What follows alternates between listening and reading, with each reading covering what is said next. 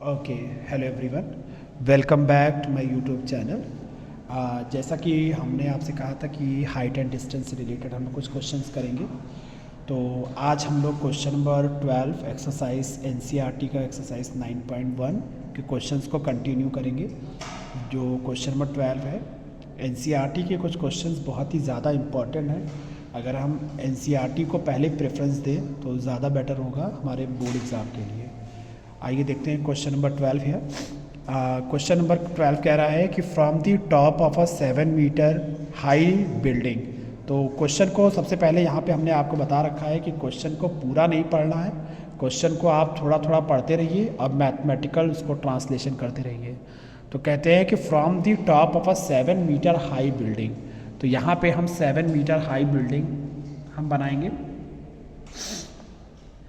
This is a b is a building है जो कि 7 मीटर हाई है।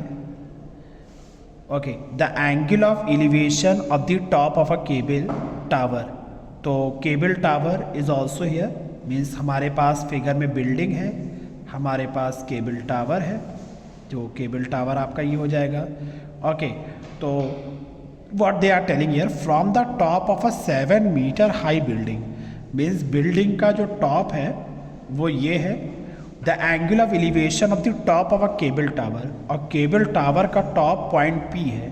तो यहाँ से इन दोनों के अगर हम टॉप को ज्वाइन कर देंगे तो एंगल ऑफ एलिवेशन हमेशा हॉरिजॉन्टल लेवल के रेस्पेक्ट में होता है। इस बात को याद रखिए। तो ये मेरा हॉरिजॉन्टल लेवल है, तो हॉरिजॉन्टल लेवल के उस पर देखें तो angle of elevation from the top of the 7 metre high building to the top of the cable tower is 60 degree. तो ये आपका हो जाएगा 60 डिग्री। All right class. उसके बाद हम कहेंगे the angle of depression of its foot. तो मीन्स अगर हम यहाँ पे टावर का, केबल टावर का फूट देखें तो केबल टावर का फूट यहाँ पे पॉइंट क्यू है। तो angle of depression of its foot, तो हॉरिजॉन्टल लाइन, हॉरिजॉन्टल लेवल के नीचे वाला एंगल होगा इसी पॉइंट से एंगल ऑफ डिप्रेशन, जिसको हम यहाँ पे कहते हैं 45 डिग्री। डन। उसके बाद कह रहे हैं determine the height of a tower. हमें क्या करना है, हमें हाइट ऑफ अ टावर यहाँ पे निकालना है। तो जो चीज़ निकालने को कहा जाता है सबसे पहले उसी को लेट करेंगे। कहेंगे let the height of a tower, height of a tower P Q हो जाएगा, जिसको आप क्वेश्चन मार्क बना देंगे यहाँ पे। That will be, we need to calculate the value of P Q है। उसके बाद हम क्या करेंगे, यहाँ पे हम पॉइंट एम ले लेंगे। ओके, अब आप यहाँ पे फिगर को देखें कि किस तरीके से इसको हम यहाँ पे कंप्लीट करेंगे। When we are talking about A B की यहाँ पे लेंथ है 7 मीटर। तो ए बी बिल्कुल आपका इक्वल होगा एम क्यू के इक्वल। ए बी की वैल्यू एम क्यू की इक्वल हो जाएगी। तो यहाँ पे आप लिखेंगे A B is equal to M Q which is equal to 7 metre. Done class. उसके बाद आप यहाँ पे कह सकते हैं कि हमको यहाँ पे पी एम निकालना है। हम इस ट्राइंगल में पी एम तब निकाल पाएंगे जब आपके पास ए एम होगा, और ए एम दूसरे ट्राइंगल का पार्ट है। तो अगर हम यहाँ पे अगर हम इन्वर्टेड ट्राइंगल देखें, we will move in the smaller triangle in triangle A या QMA, we will see the inverted triangle QMA. When we will see QMA, तो यहाँ पे हमें क्या मिलेगा, हमें मिलेगा 1045 डिग्री। 1045 डिग्री हमको मालूम है कि tan थीटा का फॉर्मूला होता है परपेंडिकुलर अपॉन बेस, तो QM अपॉन MA। तो यहाँ पे हो जाएगा QM upon MA, perpendicular upon base. Inverted triangle है यहाँ पे।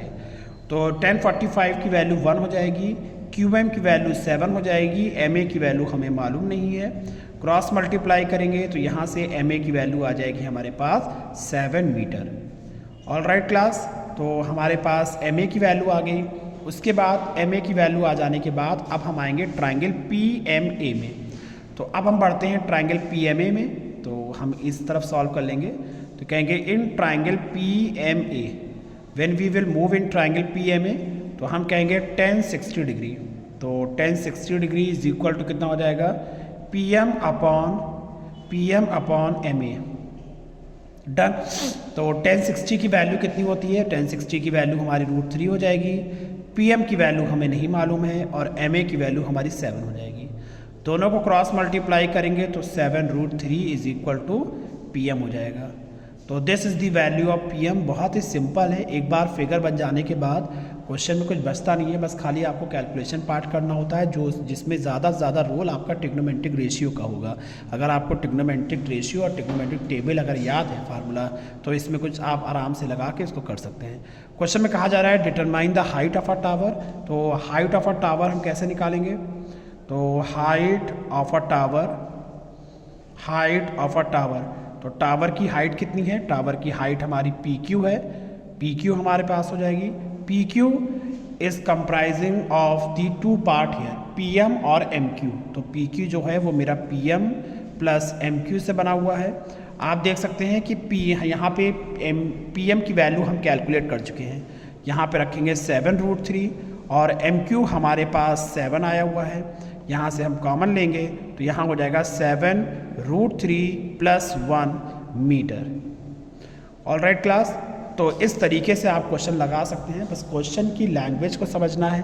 क्वेश्चन की लैंग्वेज को आप समझिए, फिगर बनाइए, उसके बाद ट्रिग्नोमेट्रिक रेशियो और ट्रिग्नोमेट्रिक टेबल का कॉन्सेप्ट यूज़ करिए, आपका सॉल्यूशन आपके सामने आ जाएगा। ऑलराइट क्लास, एक बात और बताना चाहेंगे कि इस क्वेश्चन में अगर √3 की वैल्यू क्वेश्चन में दी गई होगी तभी आप पुट करके इसको आप एक्यूरेट आंसर की तरफ लेके जाएंगे, अदरवाइज आप यहीं पे आंसर इसको छोड़ देंगे। डन। अब हम देखते हैं NCERT का दूसरा इंपॉर्टेंट क्वेश्चन। आप अपनी NCERT में देखेंगे तो मेरे ख्याल से ये क्वेश्चन नंबर 14 है। इसमें फिगर ऑलरेडी दिया गया है, मगर हम आपको यही सजेशन देना चाहेंगे कि आप क्वेश्चन को पढ़ के फिगर अपने आप से बनाएं, क्योंकि फिगर अगर दिया रहेगा, मे बी एग्जाम में ना दिया रहे, तो फिर आपके लिए डिफ़िकल्टीज हो जाएगी। तो जितना आप प्रैक्टिस कर सकते हैं from RD Sharma, RS Agarwal, any book you are having from NCERT, example लगाइए NCERT का, मगर फिगर अपने आप से बनाने की कोशिश किया करिए। तो इस क्वेश्चन को हम देखेंगे यहाँ पे 1.2 मीटर टॉल गर्ल स्पॉट्स अ बैलून। तो सबसे पहले हम क्वेश्चन को पूरा नहीं पढ़ेंगे, क्वेश्चन को थोड़ा थोड़ा करके पढ़ना है। 1.2 metre tall girl, we will make a girl here. This AB is the girl having a height 1.2 meter tall girl. Okay, spot a balloon means suppose the position of the balloon is at a point P. Balloon की position point P पे है। Okay, at an angle of 88.2 metre. तो balloon की जो height है वो 88.2 metre की height पे बैलून है। ओके, तो ये मेरा M हो जाएगा। इसको हमने PM, जो बैलून की हाइट है सरफेस से वो 88.2 मीटर है फ्रॉम द ग्राउंड से। ऑल राइट क्लास, हमने इतना पढ़ा, इसका इतना मतलब निकला, और पढ़ेंगे तो और मतलब निकलेगा। The angle of elevation of the balloon from the eyes of the girl. तो गर्ल्स की आई कहाँ पे होगी? पॉइंट A पे होगी। पॉइंट A से ये जो बैलून को जो देखा जा रहा है, तो एंगल ऑफ एलिवेशन कितना बन रहा है? The angle of elevation of the balloon कहाँ से? From the eyes of the girl, girl की आंखों से एट एन इंस्टेंट 60 डिग्री। तो मीन्स एंगल ऑफ एलिवेशन जो बन रहा है 60 डिग्री में बन रहा है। ऑल राइट, कहेंगे आफ्टर सम टाइम, कुछ समय बाद, the angle of elevation reduces to 30 degree. अब बैलून को जो गर्ल ये 60 डिग्री पे देख रही है, ऐसा तो है नहीं कि ये बैलून अपनी जगह पे रुका रहेगा, ये बैलून आगे की तरफ मूव करेगा। तो जब आगे की तरफ मूव करेगा तो जो अब बच्ची दोबारा इसको देखेगी तो एंगल ऑफ एलिवेशन कितना बनाएगी? एंगल ऑफ एलिवेशन इसका रिड्यूस हो जाएगा, 60 से 30 के करीब हो जाएगा। तो चीज़ें जितनी पास होती हैं वो एंगल उतना ही बड़ा होता है। इस बात को आप हमेशा याद रखिएगा। अगर पॉइंट P A से Q से पहले था तो 60 था, पॉइंट Q उसके बाद पड़ा तो 30 हो गया।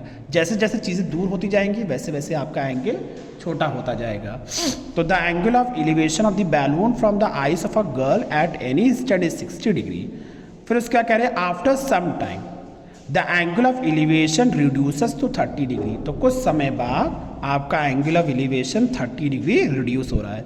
कह रहे हैं क्वेश्चन में find the distance travel by the balloon, travel by the balloon during the interval. तो आपको यहाँ पे फाइंड आउट करना है कि पी क्यू कितना डिस्टेंस ट्रैवल कर रहा है बैलून ड्यूरिंग दिस इंटरवल, कितना डिस्टेंस ट्रैवल कर रहा है बैलून। ओके, तो हमें क्या निकालना है, तो यहाँ पे हम कहेंगे let distance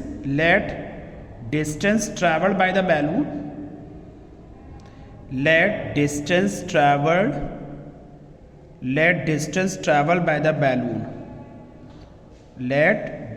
traveled by the balloon, कितना डिस्टेंस ट्रैवल कर रहा है, पी क्यू डिस्टेंस ट्रैवल कर रहा है।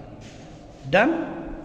उसके बाद हम क्या करेंगे, यहाँ पे हम आप फिगर को कंप्लीट करने की कोशिश करेंगे। फिगर को कैसे कंप्लीट करना है, फिगर को कंप्लीट करने का तरीका है कि हम इसकी हाइट को लेंगे 88.2 मीटर, तो ये n हो जाएगा। डन। उसके बाद हम नीचे का ग्राउंड सरफेस लेंगे, उसके बाद हम ये वाली पोर्शन को भी कंप्लीट करेंगे। यहाँ पे पॉइंट C दे दीजिए आप, ओके, और यहाँ पे पॉइंट D दे दीजिए, डन। तो कितना हो जाएगा, यहाँ पे आप देख सकते हैं कि AB जो हो जाएगा, यहाँ पे AB is equal to 1.2 metre है। AB की वैल्यू 1.2 मीटर है। AB है क्या, height of a girl. AB क्या है, हाइट ऑफ अ गर्ल। तो AB यहाँ पे हाइट ऑफ अ गर्ल है, और AB की वैल्यू आपका DM के बराबर होगा, और DM आपका CN के बराबर होगा। तो हम कह सकते हैं फिगर के अकॉर्डिंग चल रहा है। AB आपकी वैल्यू बराबर होगी DM के, और DM की वैल्यू बराबर होगी CN के, जो वैल्यू आपकी आ जाएगी 1.2 मीटर। Done class. फिर हम अपने फिगर को देखेंगे, तो जैसा कि ये 1.2 आ गया, तो 1.2 ये भी हो जाएगा। डन। तो 1.2 अगर हम पूरा देखें Q से N तक, तो QC हमें निकालना है। QN पूरा टॉप से बॉटम तक पूरी वैल्यू दी गई है आपको 88.2 मीटर। ओके, अब QN में दो लोग हैं, एक आपका QC भी है और CN है। तो यहाँ पे हम लिखेंगे QC plus CN is equal to 88.2 metre. QC हमें निकालना है, CN हमारे पास वैल्यू आ चुकी है 1.2 मीटर, 88.2 हो जाएगा। QC is equal to 88.2 minus 1.2, तो QC की वैल्यू हमारे पास आ जाएगी 87 मीटर। ऑल राइट क्लास, तो हमारे पास QC की वैल्यू आ गई 87। तो आप देख सकते हैं this is the value of QC 87, और जो QC की वैल्यू होगी, the value of QC figure के अकॉर्डिंग वो मेरी PD के भी इक्वल होगा 87 मीटर। डन। तो अब हमने यहाँ पे जितनी भी मेजरमेंट्स फिगर के अकॉर्डिंग हमें निकालनी थी वो हमने निकाल ली है। अब आप यहाँ पे हमारे ट्रिक्स को अप्लाई करेंगे कि we will move from the smaller triangle. हमेशा हमारी कोशिश यही रहेगी क्वेश्चन में कि हम हमेशा स्मॉलर ट्राइंगल किस तरह से मूव करें। तो स्मॉलर ट्राइंगल की तरफ मूव करने के लिए we will not waste the page here. तो यहाँ पे हम लोग स्मॉलर ट्राइंगल की बात करें तो PDA, तो we will move from the triangle PDA। तो जब हम PDA की बात करते हैं तो यहाँ पे हो जाता है 1030 degree. Sorry, when we are talking about the triangle PDA, then it will be 1060 degree, not 30 degree. इन सब चीज़ों का आपको बहुत ध्यान रखना पड़ेगा। It is 1060 degree and the perpendicular upon base, तो perpendicular हमारा यहाँ पे PD होगा और base हमारा यहाँ पे AD होगा। यहाँ पे आपका base AD हो जाएगा। 1060 की वैल्यू हमारे पास होती है √3, PD की वैल्यू हमारे पास 87, और AD यहाँ से हम कैलकुलेट कर लेंगे। We will do the cross multiplication. When we will do the cross multiplication आप दे सकते हैं 87, तो AD की वैल्यू हो जाएगी हमारे पास 87 upon √3। We will do the rationalisation work, तो √3 अपॉन √3, तो AD is equal to 87 √3 upon 3। Okay, we will just multiplied each term, what you will get 29 √3 meter. This is the value of AD here.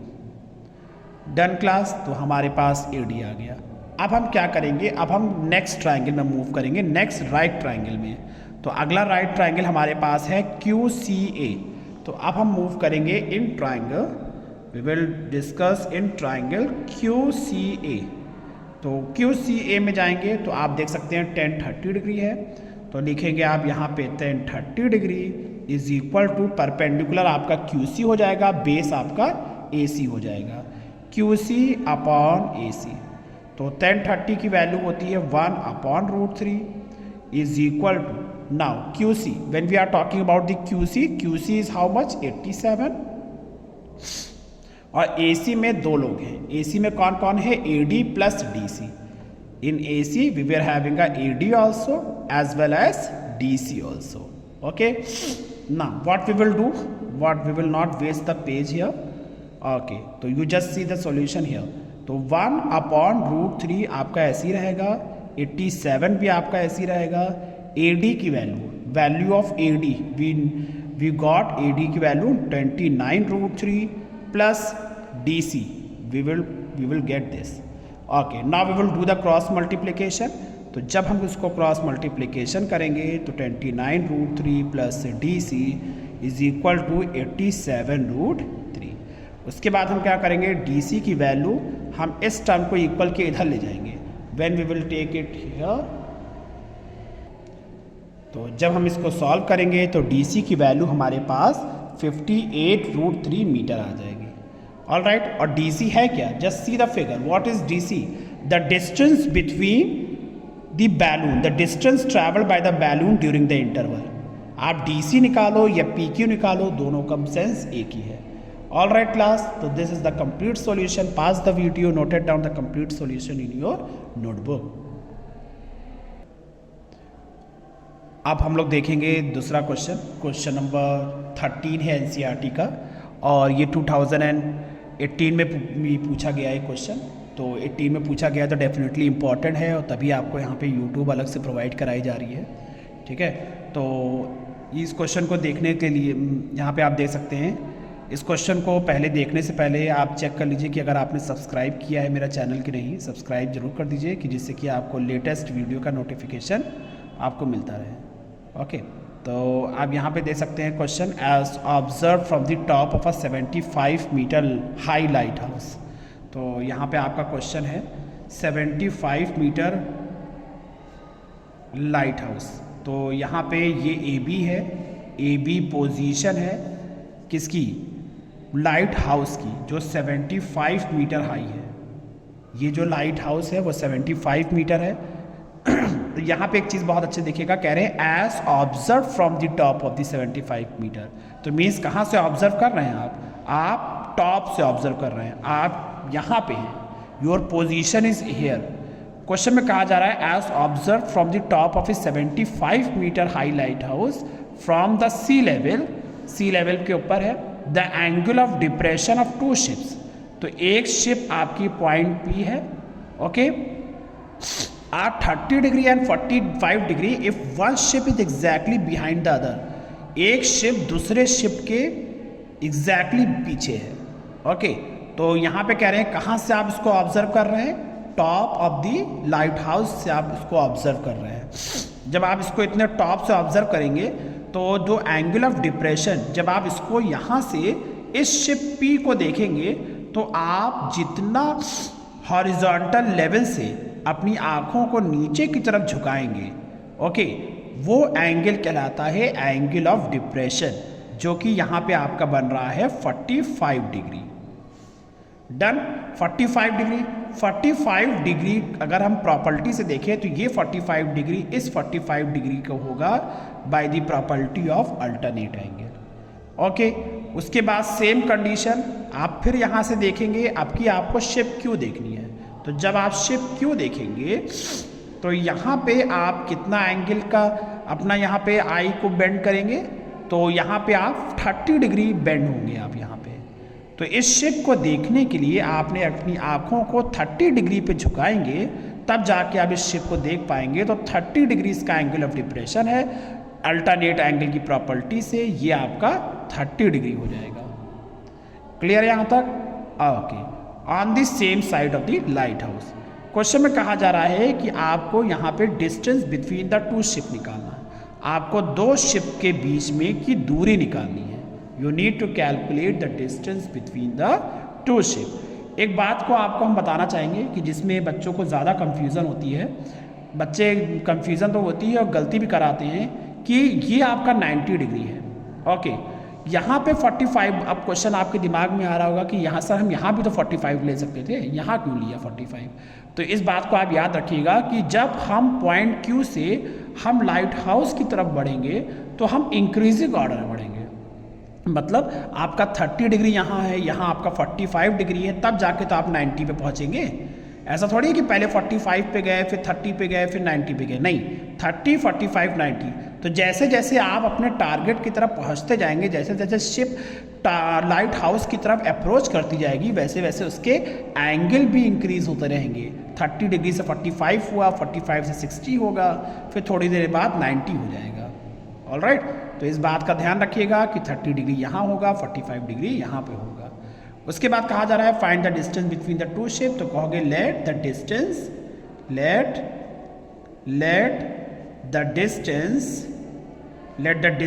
Between two ship PQ question mark, हमको ये निकालना है। Okay, AB क्या है? The height of a light house, the height of a light house AB यहाँ पे दिया गया है आपको 75 मीटर। डन। अब हम क्या करेंगे? अब हम बिल्कुल उसी तरह करेंगे जिस तरह से हमने आपको इंस्ट्रक्शन दे रखा है कि हमेशा छोटे ट्राइंगल से चलेंगे, छोटे राइट ट्राइंगल से। देखने को तो ये भी छोटा ट्राइंगल है, मगर हम राइट ट्राइंगल की बात कर रहे हैं यहाँ पे, ऑब्स्ट्यूट ट्राइंगल की बात नहीं कर रहे हैं। ऑब्स्ट्यूट ट्राइंगल की बात नहीं हो रही है, राइट ट्राइंगल की बात हो रही है। तो in triangle ABP, when we will move in triangle ABP, तो हम कहेंगे 10, 45 degree.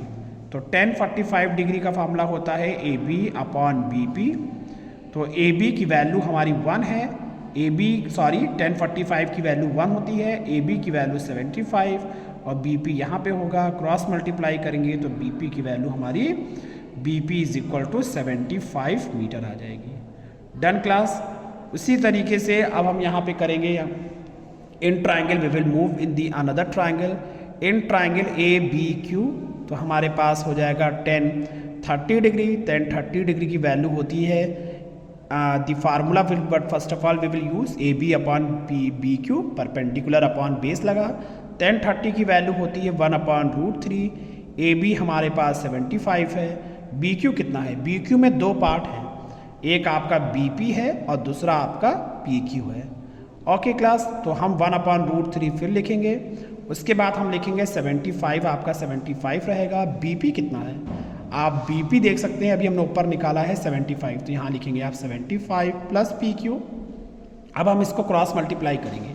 When you will do the cross multiplication, तो आपके पास 1 से मल्टीप्लाई होगा, 75 √3 हो जाएगा। PQ की वैल्यू आ जाएगी 75 √3 minus 75। What you will do here, you will take common. अब हम यहाँ पे कॉमन लेंगे, 75 को कॉमन लेंगे, √3 माइनस 1 मीटर। What is PQ? PQ क्या था फिगर में? Distance between the two ship. तो दो शिप के बीच की दूरी हमने निकाल ली आज। ऑल राइट क्लास, तो ये आपके लिए क्वेश्चन है। √3 की वैल्यू हम तब तक नहीं पुट करेंगे जब तक क्वेश्चन में दिया नहीं होगा। तो this is the important question. इसको just pass the video and noted down the complete solution in your fair notebook. All right class, okay. तो इसमें कोई भी अगर आपको कोई डाउट हो रहा हो, कोई दिक्कत अगर कहीं क्वेश्चन में हो, तो आप मुझे इनबॉक्स में मैसेज कर सकते हैं। आपको आपके डाउट्स को सॉल्व कराया जाएगा, सॉल्व तो कराया जाएगा, प्लस उसके लिए आपके लिए पर्सनली एक अलग वीडियो अपलोड करी जाएगी। अपने डाउट्स अपने मेरे साथ शेयर करते रहिए। वीडियो को लाइक, शेयर, सब्सक्राइब करना ना भूलिए। मिलते हैं अगले वीडियो में नए क्वेश्चन के साथ, नए टॉपिक के साथ। Okay, thank you and take care, bye bye.